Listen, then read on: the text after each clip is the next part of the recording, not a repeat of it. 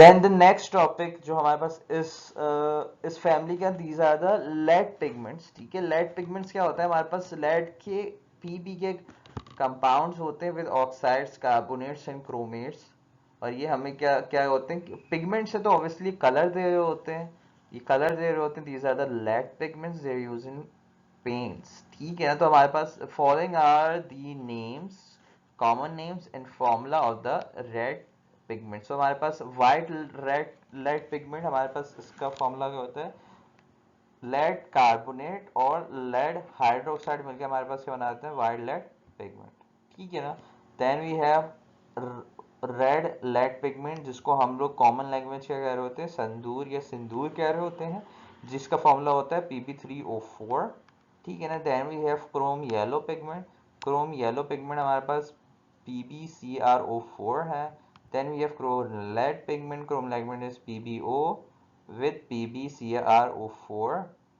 Then we have Turner's yellow pigment PbCl2 or PbO. Then we have yellow lead monoxide mesicote, that is PbO. Then what we have is red lead monoxide, जिसको हम litharge या मुर्दा संग कह रहे थे normal में, जिसमें हमारे पास क्या है Pb3O4। अच्छा, इसमें से जो आपको जो है, जिसकी प्रिपरेशन आपको बुक में से देख लेनी है, वो ये है एंड दिस। क्योंकि इनके कॉमन नेम्स हैं, इट इज मोस्ट लाइकली कि they will come in the column वाला जो सवाल आता है वो उसमें आ सकते हैं। जो पीछे बैकग्राउंड है, इसी शेड के हमारे पास कलर्स होते हैं इन अलग अलग पिगमेंट्स के, इसी शेड कार्ड में हमारे पास आ रहे होते हैं। अच्छा, इनका जो इंडस्ट्रियल यूज है पेंट में होता है, बट हमारे पास क्योंकि इसके अंदर लेड होता है, जो लेड होता है वो लेड पॉइजनिंग कर सकता है, बॉडी के अंदर टॉक्सिसिटी प्रोड्यूस कर सकता है। तो हम आज के ज़माने में रेड पिगमेंट्स की, लेड पिगमेंट्स के ऑल्टरनेटिव इस्तेमाल करते हैं क्योंकि टॉक्सिक होते हैं टू ह्यूमन। फिर हमारे पास है group number 5A। Group number 5A valency -3, हमारे पास ये नॉन मेटल से इसके अंदर होते हैं, that is nitrogen, phosphorus, then we have arsenic, antimony and bismuth. ठीक है ना, तो हमारे पास इसके अंदर दो non metals and then we have metalloids. क्योंकि डाउन द ग्रुप आपको सबको पता है मेटालिक प्रॉपर्टी पड़ती है, तो जैसे ऊपर नॉन मेटल्स नीचे जाते जाते वो मेटल्स तो नहीं मेटलॉइड्स में कन्वर्ट, मेटलॉइड्स आ जाते हैं हमारे पास। ठीक है ना। तो सबसे पहले जो हमारे पास ये जो इसके इंपॉर्टेंट कंपाउंड है, दैट इज नाइट्रिक एसिड। और नाइट्रिक एसिड की इंडस्ट्रियल प्रिपरेशन हमारे पास है थ्रू ऑसवोल्ड प्रोसेस। तो हमारे पास ऑसवोल्ड प्रोसेस के थ्रू हमारे पास क्या हो रहा होता है, नाइट्रिक एसिड बन रहा होता है। तो हमारे पास जो रॉ मटेरियल चाहिए होते हैं वो what are these, this is ammonia, we have oxygen, we have water, we have platinum as a catalyst. ठीक है ना। अच्छा, द फर्स्ट स्टेप हमारे पास क्या है, that is the oxidation of ammonia. हम अमोनिया की ऑक्सीडेशन करके अमोनिया नाइट्रोजन मोनोऑक्साइड या नाइट्रिक ऑक्साइड बना रहे होते हैं। तो इसके अंदर हम क्या करते हैं, ammonia is oxidised, oxygen add की जाती है, तो हमारे पास nitrous nitric oxide and water बन रहा होता है। इसमें हमारे पास कैटलिस्ट क्या होता है, हमारे पास क्या चाहिए होता है, प्लेटिनम। अच्छा, इसके अंदर जो प्लेटिनम होता है वो ऐसा रखा हुआ नहीं होता, but in the form of gauze होता है। जिस तरह से हमने लैब के अंदर देखा होगा, वायर गॉज होता है, छन्नी की तरह हमारे पास टावर के अंदर ये लगा हुआ होता है। अभी हम जब डायग्राम देखते हैं तो हमें नजर आएगा। ठीक है ना। इसके अलावा ये जो अमोनिया है ये ऑक्सीडाइज होती है to form nitric oxide and water. तो ये हमारे पास क्या होता है, इट्स अ रिवर्सिबल रिएक्शन और एक्सोथर्मिक रिएक्शन, ये दोनों होता है, रिवर्सिबल और एक्सोथर्मिक। ठीक है ना। इसके बाद हमारे पास क्योंकि ये रिवर्सिबल और एक्सोथर्मिक है, तो हमें कुछ कंडीशंस लगानी पड़ती हैं, तो हमें फेवर मिले क्या, फॉरवर्ड डायरेक्शन के अंदर। Oxidation of ammonia is reversible and exothermic, तो therefore according to Le Chatelier's principle, आप लोग फर्स्ट ईयर में पढ़ा होगा ली चैटलियर प्रिंसिपल, जिसके अंदर हमें बताते हैं जो रिवर्सिबल रिएक्शंस होते हैं उनको एक डायरेक्शन में करने के लिए, फॉरवर्ड डायरेक्शन में उसको फेवर करने के लिए हमें कुछ चेंजेस करनी पड़ती हैं। वो चेंजेस क्या होती हैं, हम क्या करते हैं, क्योंकि ये क्या है एक्सोथर्मिक है, तो हम डिक्रीज इन टेम्परेचर, उस कंटेनर का जहाँ पे बन रहा होता है उसको टेम्परेचर डिक्रीज रखते हैं। हम एक्सेस ऑफ ऑक्सीजन इस्तेमाल करते हैं, हम क्या यूज करते हैं, कैटलिस्ट। ये कंडीशन हमारे पास किसके लिए चाहिए होती है, favours the reaction in forward direction. तो हमारे पास जो ऑक्सीडेशन होती है इसमें हमारे पास 95% of ammonia is converted to nitric oxide, that is NO। सही है।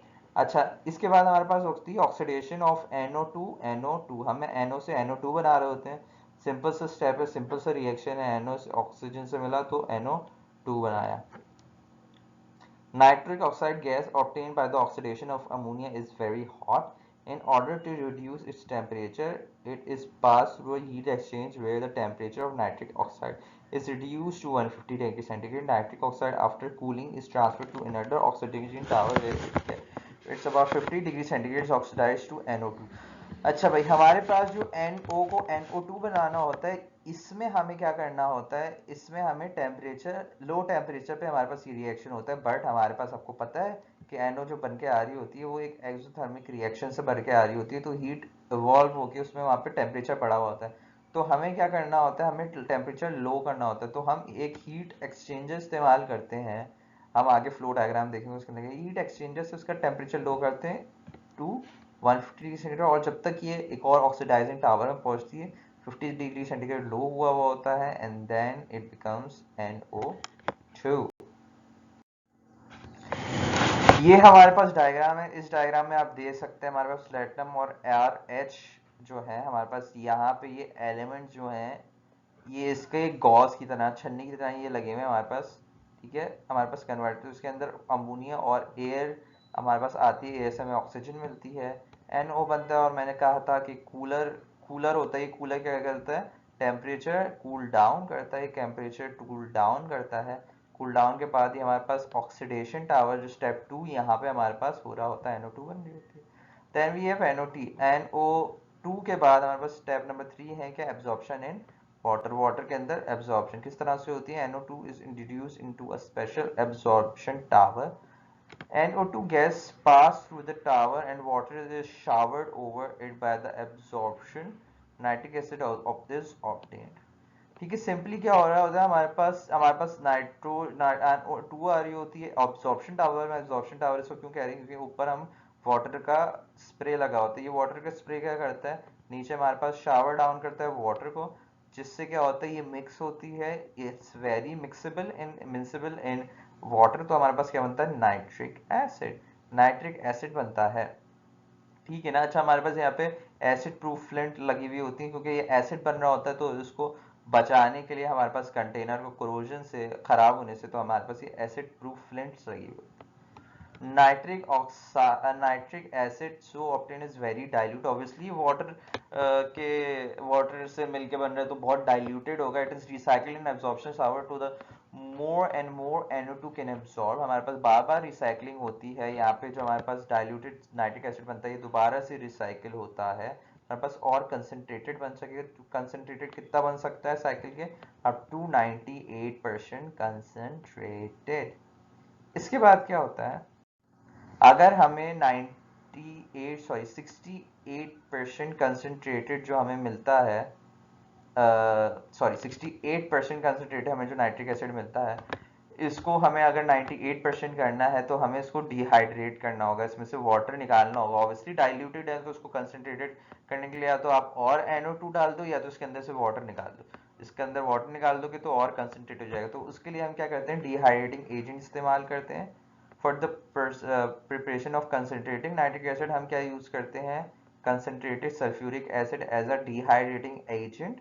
सो it absorb water molecule strongly. Water molecules को एब्जॉर्ब कर लेता है, और ये हमारे पास एक डिहाइड्रेटेड नाइट्रिक एसिड, हमारे पास 98% नाइट्रिक एसिड हमें मिल जाता है।